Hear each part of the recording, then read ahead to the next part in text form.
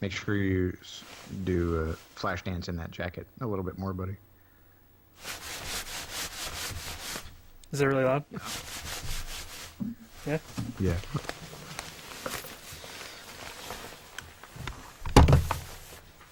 Gotta wear soft clothes when you're recording. Fine cashmere.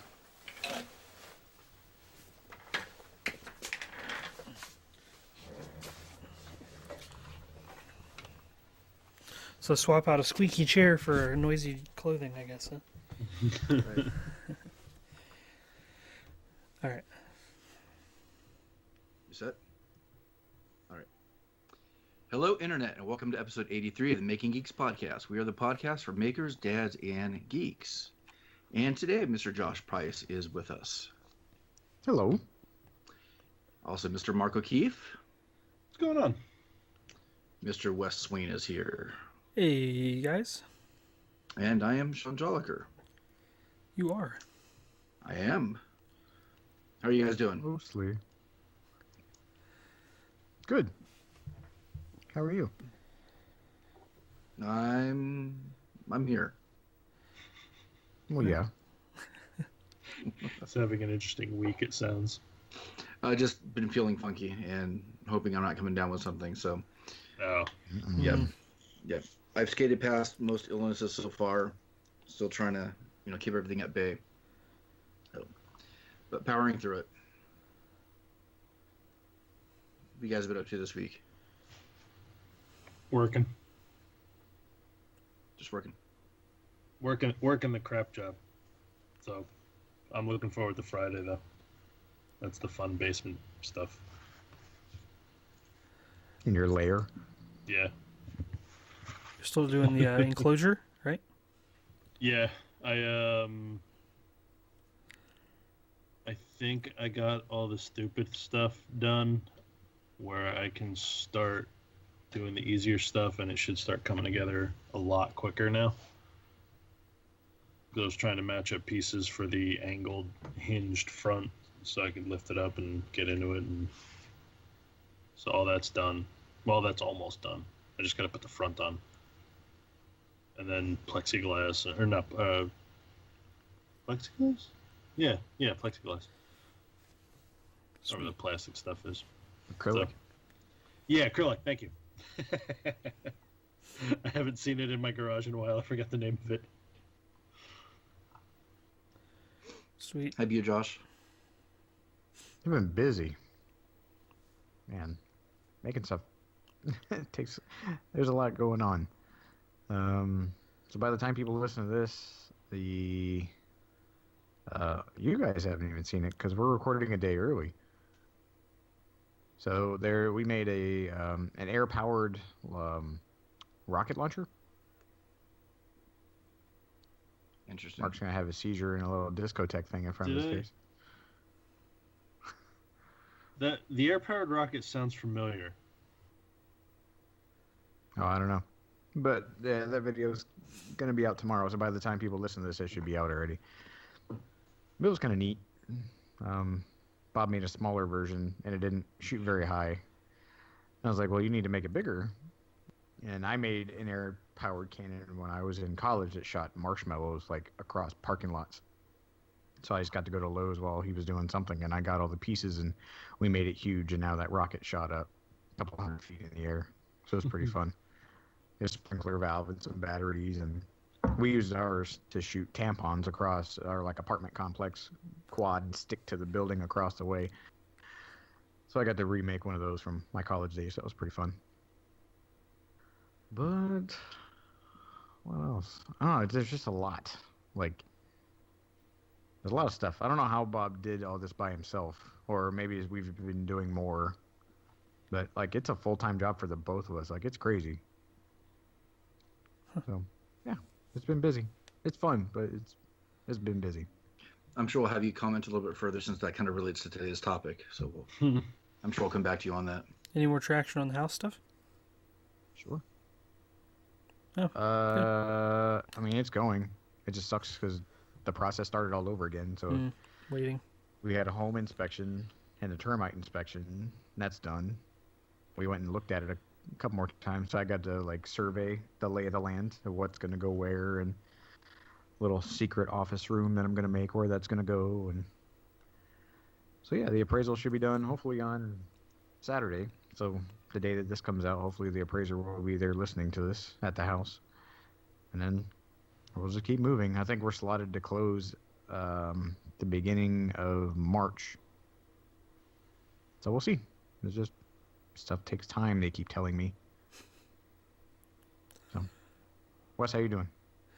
I'm doing fantastic. I've got Google Fiber all installed and whatnot, so if there's ever any lag, it's not going to be me. Read between the lines. Have you seemed, or have you felt any kind of like noticeable difference in your own speeds and the quality of the connections? I am still waiting to update games on Steam. That's like my benchmark, because anytime I did that before, it would like just bottleneck and lag my entire setup down. Now I think I was getting maybe like 50 meg down and maybe 3 or 5 up. I can't remember exactly. Does that sound about right, Mark, for standard cable internet? How much down? 50? Yeah. 50 is a higher. Well, I mean, for us, 50 is a higher. No, yeah, 50 is like a mid-range package. Yeah. And 5, 6 up is about normal. So I'm getting like the down. There's like a little range between 7 and 900, and the upload is like 900. Wow. The upload is consistently faster than the download. Yeah. That's it's sick. kind of backwards. Yeah. Yep. It's super backwards, but very, very cool. Government taking all your information, listening to what you're doing. That Alexa, man, uses a lot of bandwidth. So, okay, for comparison, Yes. I ran a speed test before we started this at Bob's parents' house, and I got 5 megs up. Mm-hmm. Yeah. One hand. Yeah. It's ridiculous. We could probably dial into Wes's house for a faster connection than through your local telco. It's kind of funny that Josh was mentioning speed because he just froze on my end. He just froze too. Unless he's screwing with us, but no, he froze. He's not that good. I jinxed him. I just speed test and it did. I think we offended the telcos. Oh no, he disconnected. I'll keep going. And so I've been doing, not because of the Google Fiber, but I've been trying to do more streaming lately to try to reach affiliate status. And I think I'm like 1 or 2 days away from the getting that benchmark, because there's like 4 different things they track. You have to kind of hit these bullet points in order to be eligible for affiliate status. Is that for Twitch or YouTube? For Twitch, yeah. So then I can get bits on my account. I can get like a custom emote or whatever, and I think people can subscribe to me, which is cool. Pretty close. So I've been trying to do that more. One of the requirements is you have to stream 7 unique days within a 30-day period. And I think I'm actually already there. It just maybe hasn't caught up yet on the stats. I'm going to do another one after this stream, like a short one. But on the stream, I managed to complete a project, which is awesome. I finished my Yoda. So he's got hair and clothing, and his clothing's all tattered, like in Empire Strikes Back, and his hair's all punched. He's got white, frizzy hair. And that was quite a challenge to get that working right. But he looks pretty awesome. I bought 2 of them originally, and I have the second one in the box brand new. And looking at that one and then looking at the one that I've modified, it's like such a huge difference. I forget what it originally looked like because I've been staring at the newer one for so long. So everyone I show it to on Twitch, they're kind of just like amazed how much of a difference. Like you wonder how the company could sell it the way it was before, kind of thing. Like it's so like texturally. Or like it has a ton of modeled in detail, but paint job is completely bad. It's just a solid color for his green skin. So it's very plasticky looking. So Yeah, I'm quite happy with it. So Should hopefully I throw can- it up and tweet Frank Oz and Mark Hamill. there you go. Also thinking of putting it up on maybe eBay or something. I don't know. Afterwards, I don't know what I'm Ooh. going to do with the thing. So trying to get my revenue streams better. So try to keep this ship afloat, as it were. You know, you mentioned affiliate Like status. the- You're talking about that with Twitch, right? Twitch, yeah. Yeah. Okay.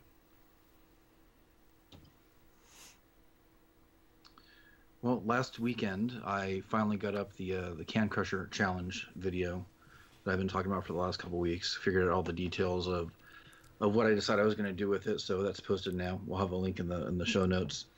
And then I started doing a live stream of a portrait that I'm working on for an article. And the live stream went really well, except that I had two microphones turned on at the same time, so it destroyed my audio. Oh. But nobody listening bothered to say anything. So 46 minutes of this stream that I had recorded, it went pretty well, and I can't use it because I don't know how to fix the audio. So I'm gonna have to trash that. And Can you voice over it? I could, but I don't want to voice over 45 minutes of video. Sure. Just put it to some soft music. Let it go. Maybe, but I'm looking at streaming possibly tomorrow, which will be Sweet. Thursday, doing a live coloring of the portrait that I did. I'm gonna miss that And- one too. That sucks. Well, hopefully I'll have the audio right, and then that'll be on the YouTube channel, so I could go back and watch it. But I'm thinking about doing some more streaming too, but of drawing stuff, because I think it's just easier with my setup, and maybe even doing like a little bit of instruction wise for some of that. So that's what I've been up to. Sweet. Samantha really likes the video. She watched it like 4 times for the Can Crusher. Oh, the cool. Yeah. My only hope on this is that we have more than like 3 people enter, because like, once I put it up, I have this weird feeling that people are going to see it, they're going to kind of like it, but no one's going to do it. And I'll have like a drawing between 2 different people to give it away to. Hmm. But first time doing this, and I guess I'll just learn a bunch and go on from there. Yep. But there's still about 3 weeks. It's still really early. So should I go ahead and introduce this week's topic? Yeah. Let's do it. Well, recently, one of the makers that we know, in fact, one of our past guests, announced that he was going to be a full-time content creator. That person being Joel Telling, who was leaving his job as a software engineer at Adobe to pursue content creation and / making full-time. And it's a topic I don't think we've talked about in a while. It's something that I think we covered really early on in the podcast, because we had all aspired to kind of do something similar at one point. But now looking at it about 1.5 years later, and everybody that has gone full-time, but also all the people that haven't been able to, I thought it might be interesting to kind of revisiting that topic, especially since we have somebody on the podcast that has a little bit more firsthand knowledge of this now.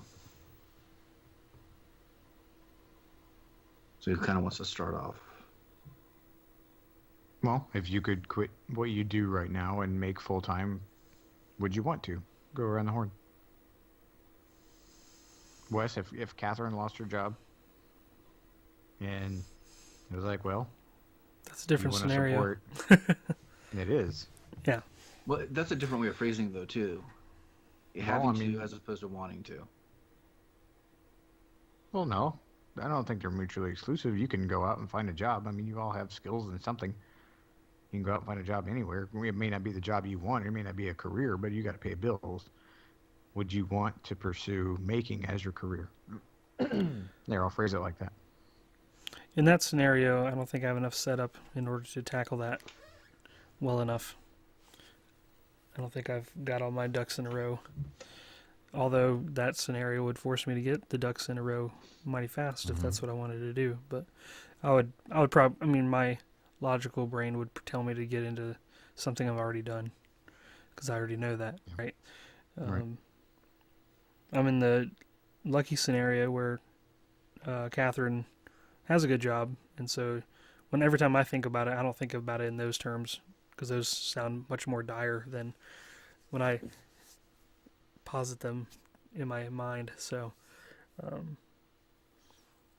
like I'm in a lucky situation where she has a really good job and I'm staying home with the kids, taking care of them. So if they were more in full-time school, both of them, then I try to imagine what I would do with that time. Would I get another job or get a job again? Or would that be my opportunity, since it's a little bit of a safety net with her, that I'd be able to really jump into it more focused than I have done it up till now. And we talk about it a lot. We kind of have like a little time frame set up that it's kind of like my trial period, essentially. So I've had some decent success, but it's only through one revenue source that is not as reliable as it once was. So I'm trying to diversify the things that help keep Geeksmithing afloat. So that's why I mentioned the Twitch stream stuff, trying to get some more content out on YouTube, which is also benefited by my Twitch streaming because it forces me to work on something on a regular basis. And then I have people expecting the Twitch stream, and I can't just sit here in front of my computer, do nothing, or watch Flash while I'm Twitch streaming, right? So I got external pressure, not just from my family, but other people that are expecting content. So that helps push my different platforms in advancing progress on those. And then also have a couple side things that I want to try to do, like my stamp making. That's been pretty helpful recently, but I want to push that a little bit harder. And then I want to maybe do some like lithophane stuff with the 3D printer. I think there's something there. I don't see anybody locally doing anything like that, so a lot of different avenues I want to investigate that could all sort of tie into the geeksmithing, making things all the time. But something you can do along the lines of like the lithophane. Yep. One of the guys that I follow on Instagram actually does something similar to what you were doing to the Rocket and Groot picture. Mm-hmm. Except you can throw full color onto that. Right. I've seen that. So now you can send that off to like Shapeways or something and get it printed in the full color sandstone and have it back, and you have a full 3D photograph. So that's something you could probably try too. True.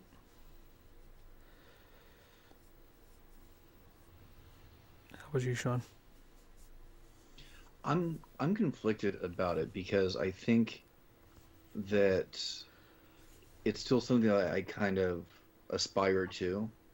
You know, I would love to have making being a bigger part of what I do as a career, but I don't think I could ever settle for it being my career, because I have my hand on so many different things. And even right now, I'm looking at it a little bit differently. I think maybe even 6 months to a year ago, I still had it in the back of my head that, you know, I would love to become a full-time content creator / maker. But I'm looking at it now as this is one small component, kind of like additional income to supplement everything else that I'm doing. And I think that I'm happier looking at it that way, especially at this moment. Otherwise, I'd probably drive myself nuts trying to push for that, especially at this point. And I think it's only getting harder to do that, unless unless I found a niche with something that I'm making that I end up selling, which is really a hard route to go. I just don't think it's in the cards for me. But as a supplement, absolutely. So my standing on that's actually changed quite a bit in the last 6 months. Of course, you have the risk of. Sorry. No, go ahead. I'll say that you also have the risk of, when you do your thing that you love full time, there's a risk of not loving it anymore, or not having the same affection towards it with the different expectations that are tied to it, right? Yeah, but I'm actually not worried about that as much anymore, because once I start doing something full time that I want to do full time, I always look for something else anyways. For years I was prepping to be a teacher. It's what I wanted to do. I was passionate about teaching in English and writing. And now that I'm doing it, I look for every reason possible to not do it. and I will do that with whatever is my full-time profession. And I just know that I am that way. And I classify myself now as a generalist, where I don't think I have mastery in any one thing, but I have really, really good general knowledge about a lot of things, and I have to have my hand in several things at once. I don't think I can go just one direction. So having a supplement of, writing and then publishing articles and then making things and content creation and then teaching, it's always going to be kind of like a puzzle like that for me. But I think I'm happier that way too. How about you, Mark? I mean, I'm conflicted too, because I know the reality of it would be I don't know what I'm doing to create my own successful business as of right now. On the other side of that, though, I mean, it's the same as everybody else. I'd love to, I'd love to go through the various aspects of building and, making, and because there's so many of them. I mean, just take the Lego thing, for example. You have to design the part, and then you have to create the tooling for the part, and then you have to create the part, and then you have to paint the part. So that is 4 completely different disciplines in one toy. So I mean, I don't think boredom would be an issue, because I love the designing aspect of it, and I love, I like the idea of machining, even though I've never done it yet. The idea of the painting seems pretty cool, because then that's, more software and 2D version of what you've already done. I would love to. I would absolutely love to, but I don't know if I know enough about the business side of it to make it successful. So, I mean, if worse come to worse, yeah, I would grit my teeth and run at the brick wall as hard as I can and hope I came through the other side, but I don't know.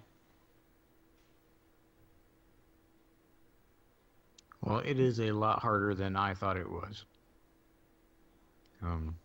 When we left Lockheed to go travel, like, that was one thing. It was like a research trip for what I wanted to do. So, like, I'm still not doing what I wanted to do.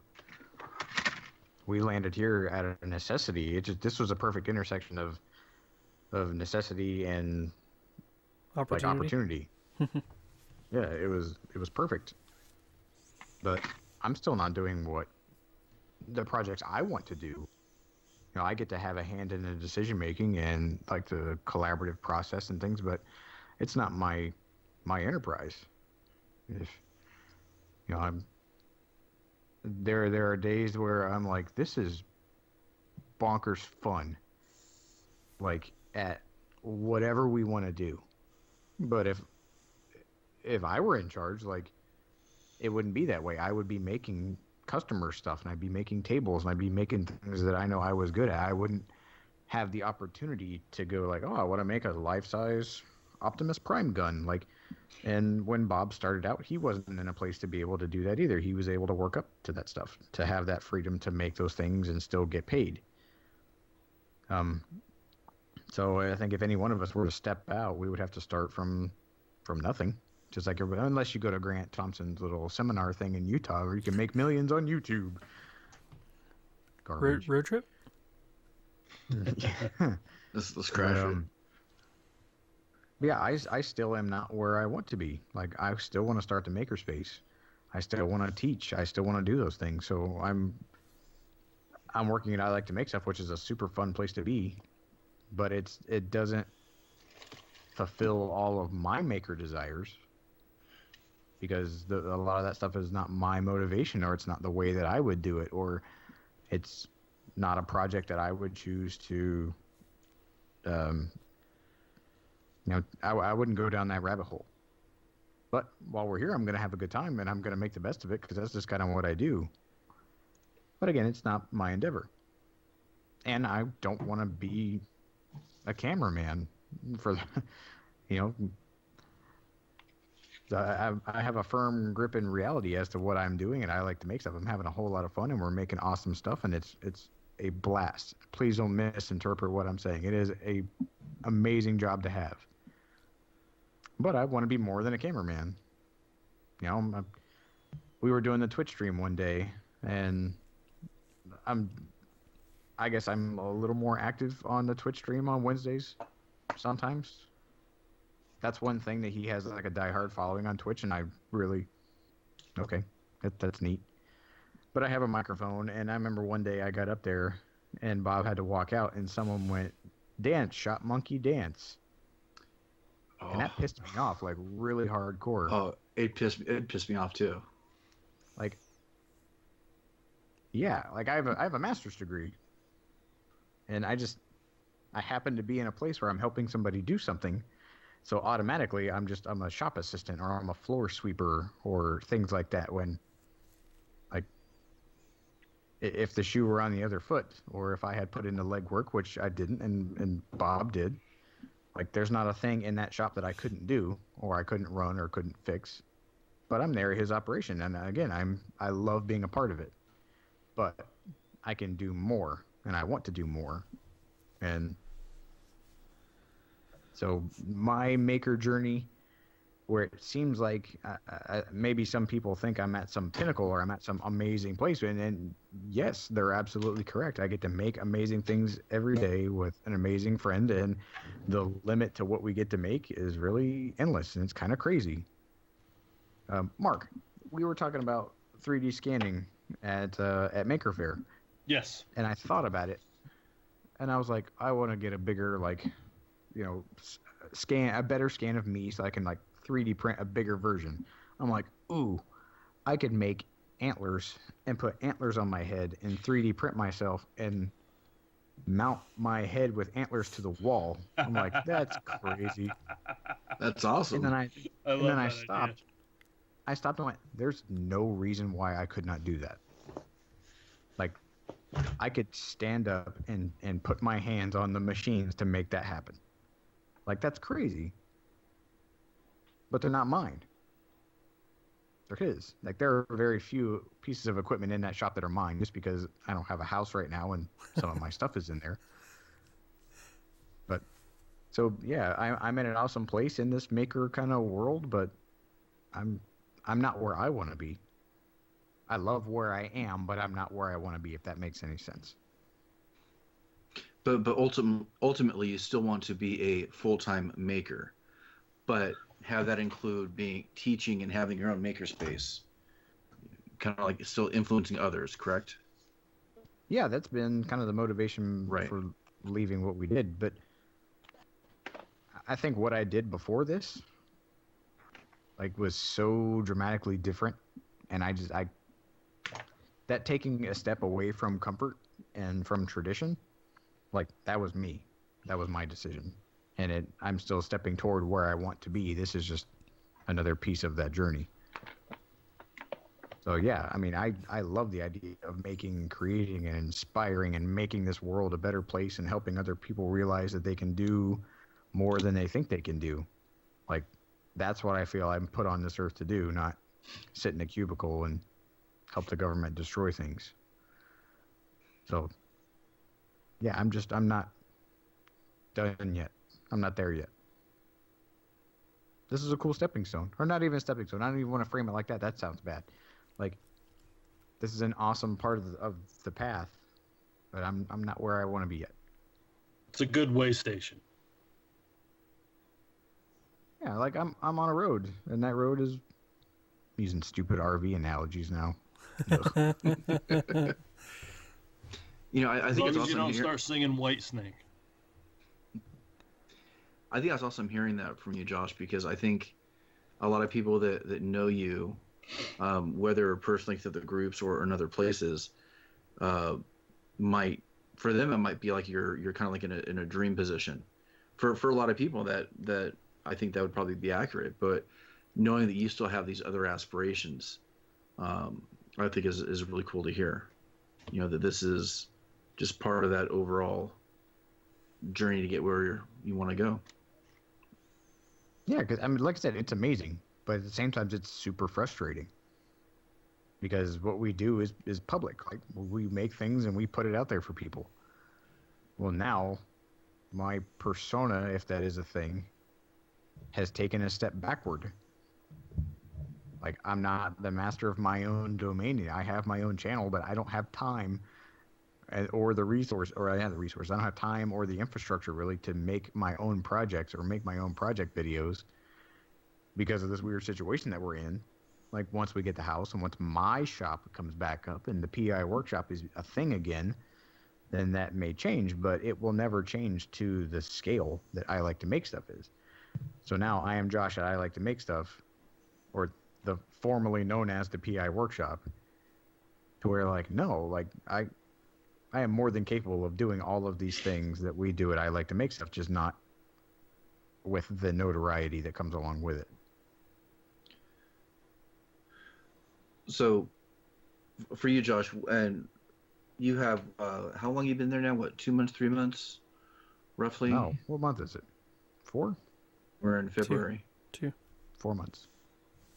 4 months.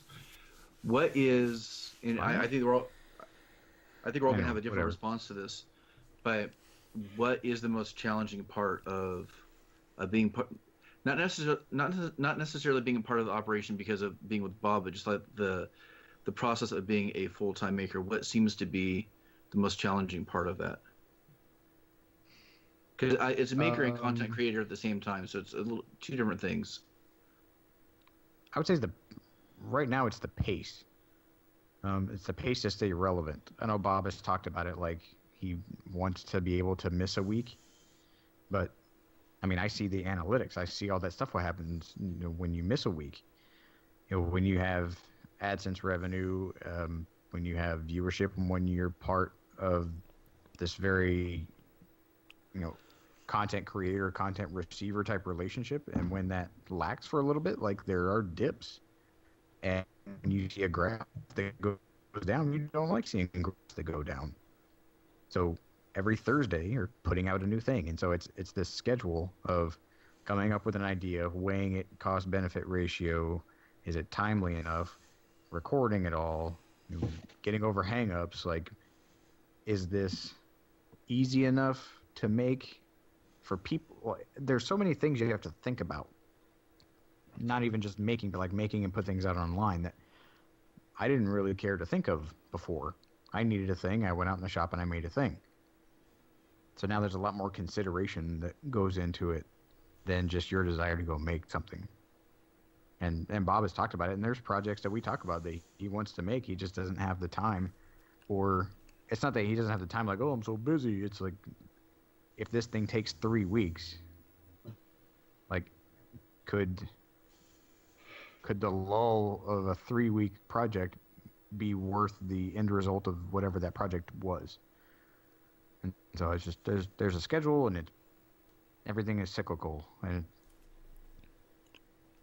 keeping up with it all is a lot more tedious than I thought it was. But that's why he's successful. That's why he does it. He's worked really hard, and he is where he is because of that very strict work ethic that he has. So how about for the remainder of us three? The question has to be a little bit different, but what seems to be the main one or two things that are preventing us from making more or getting to that next step that we would like to get to? For me, it's still time. It's always been time. If I get those 4 days a month, that's awesome. But chances are 2.5, 3.5 days is all I get in the month. So that makes moving forward quickly difficult. But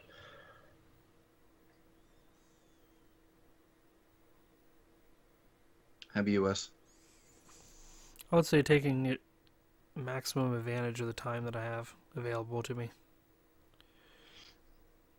I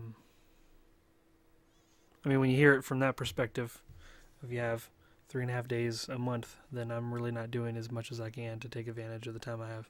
You know what I mean?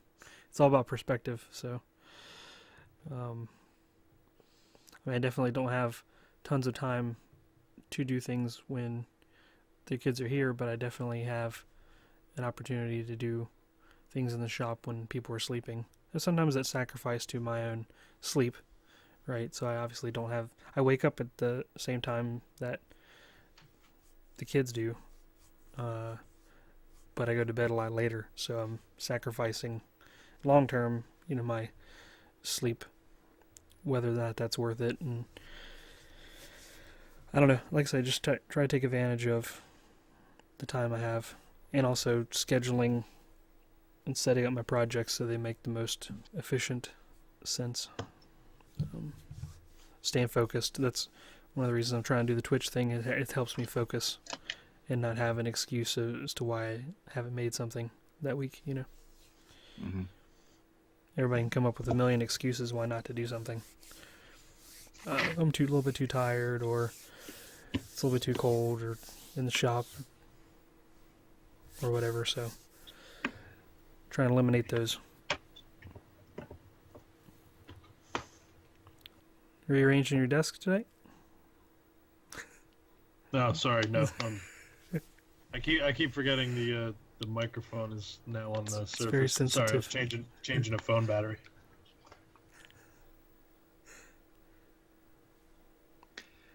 So for me, it's a combination of the couple of things that you guys already mentioned.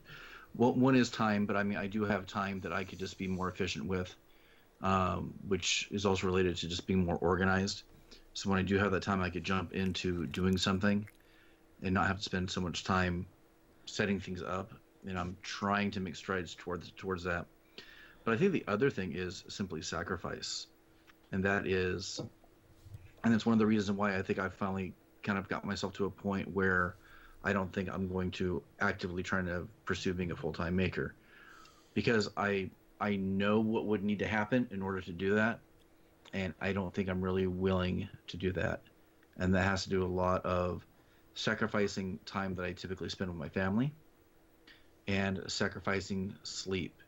And to kind of bring this full circle, for anybody that listened to Joel Telling's video when he was talking about going full-time, he basically said that, family would go to bed at like 9 or 10 o'clock, or maybe even later, and then he's up till maybe 3 or 4 in the morning working on this second job, basically. And you could tell. You could absolutely tell.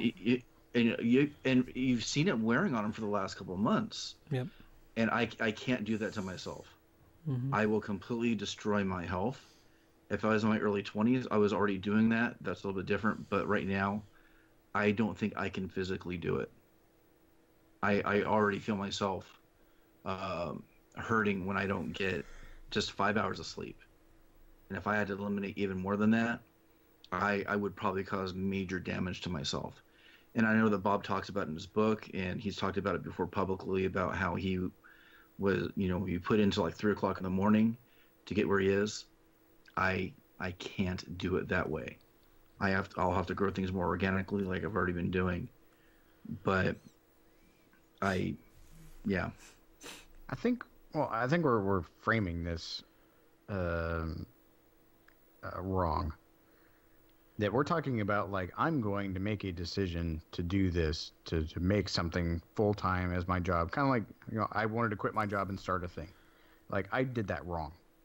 And I think that we're framing this wrong. And like Joel and like Bob and like other guys that we know that have started this successfully, like, it became that the thing that they're doing now full-time, like, took more time away.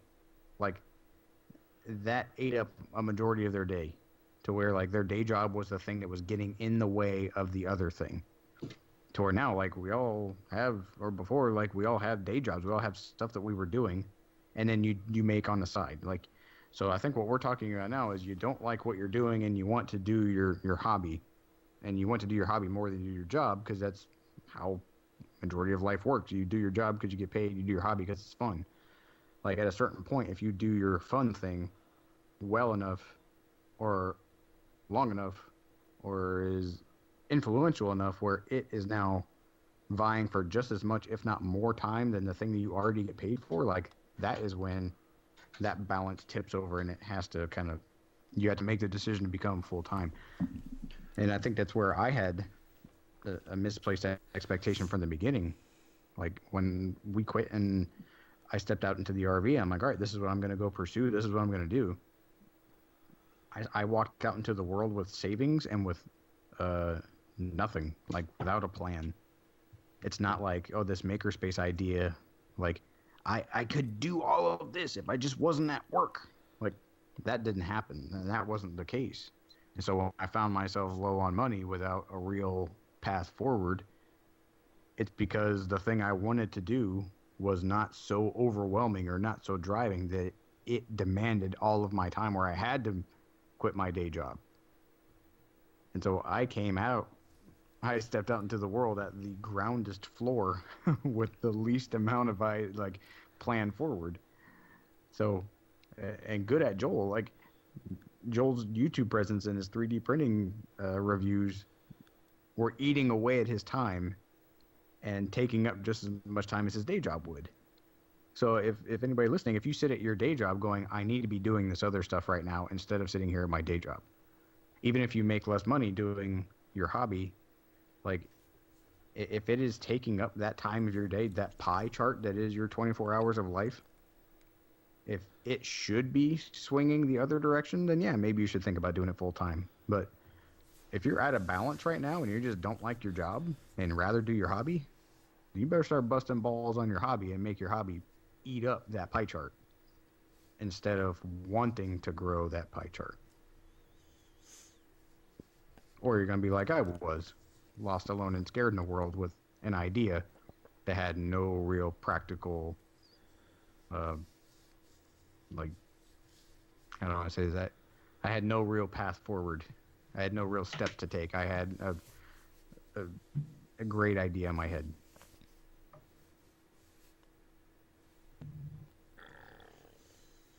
Bless you. That was somebody's digestive gurgle.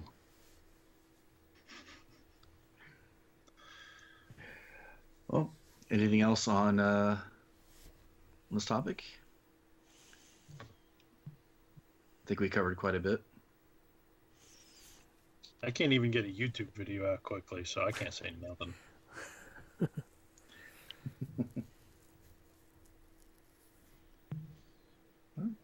Guess we just move on then? Yeah, let's do it. All right, so what are you guys geeking out about?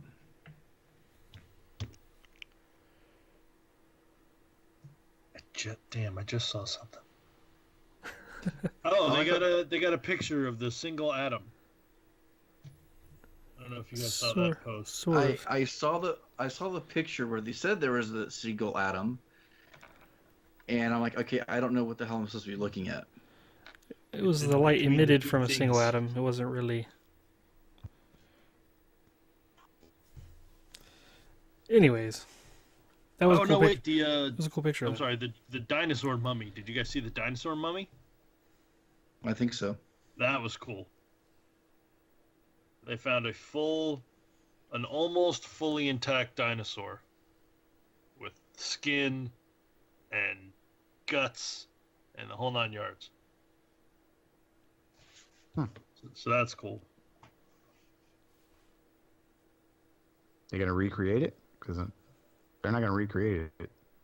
I mean, what's it all been for? Yeah, I want one for a pet. I think Jurassic Park is actually in the works. You know what? If we're at the point that. where if they said, okay, we're gonna have a T-Rex on display, I'd be like, oh, cool. I'm not entirely surprised, but I'll go see it. People see, you can make the argument that you're playing God, but you take you take an animal from every continent and every ecosystem and you throw it in a concrete jungle in the middle of downtown whatever. Tell me how that's not playing God. Make me a T-Rex and I'll go see it and I'll pay you some money. It's capitalism. My comment about that comment is like, oh, you're playing God. Well, God is supposed to be the father, and every parent wants their children to move past them. So, isn't that what we're supposed to be doing? That's some back-asswards logic right there. Yeah. No, it's not. I want my kids to know more, do better than I ever could. I want to give them the good basis to move beyond what I'm capable of. And that means dinosaurs. At the risk of destroying civilization. Yes. We're on a good path of doing that ourselves. How about you, Wes? What are you geeking out about? Well, let's see. I would be geeking out about Black Panther coming out this weekend, but I forgot about that and I scheduled a camping trip in the mountains for the same weekend. So I won't be watching that unless we happen to drive an hour out of the way to go see it and drive back to our campground, which came up in conversation. But Is that considered glamping at that point? oh, it's already there. There's no Supposed to be really good. Yeah. But I'm going camping for 4 days, 3 nights, 4 days, in near Hanging Rock, North Carolina, with some friends, and it should be a lot of fun. I'll probably be quite wet. It's supposed to rain a lot on Saturday. I bought some rain pants from REI, of which are ridiculously expensive. Not the ones I bought, but of their selection. I didn't know they had $150 pants, but it shouldn't really surprise me. And yeah, I'm just excited about that. Going out and spend some time away from stuff. It's a good reset. How about you, Sean? I am geeking out about The Incredibles 2. Although it seems like they're teasing just like 30, like 10 seconds at a time. Did something new come out? Scenes. Tonight, I think there was a little bit more of an extended preview released. I haven't watched it yet, but they were attaching it to the Olympics, and they're kind of they're really teasing little by little on that. But it's one of my favorite Pixar properties, and I'm glad that they're finally doing a sequel. Yeah, you got to respect the way Pixar does their teasers. By the time the movie comes out, you still care about it because the teasers aren't in the movie. It's specifically made for the purpose of being a teaser. Sometimes that's the case. How about you, Josh? I don't know. That's funny because I work on the internet and I haven't seen any of the things you guys are talking about. I've been watching Altered Carbon. I've been going to the gym every morning, and so I do like a 10-minute warm-up run and then go work out. And so I'll watch Netflix, and so that's like my gym show. It's not bad. It's kind of Blade Runner-y. It's not bad. I've been wanting to try that. Very cool. Okay, so we would love to hear from all of you. Please check out makinggeeks.com. Check out the contact page. Send us questions, suggestions for the show, anything you like. We'd love to hear from you. And you can listen to all of our past episodes right there on the homepage at makinggeeks.com. And you can find all of our social medias on Instagram at Making Geeks Podcast and Twitter and Facebook at Making Geeks. And we'd like to thank our patrons over at patreon.com/makinggeeks for keeping this ship afloat with their contributions. And especially we'd like to thank our top patron, Mr. Seth Williams, for being the top patron. If you'd like to help future endeavors like trips to Maker Faire and stickers and other essential parts of running the show, then head over to patreon.com/makinggeeks. We appreciate it. And you can find us all individually at Asylum Designs all over the internet, at geekbuilders.net, geeksmithing.com, and piworkshop.com. And thank you everybody for hanging out with us every week. Stay tuned every Saturday where we post a new episode. And you can subscribe on iTunes, and Google Play, and Spotify, and everywhere else where you can get podcasts.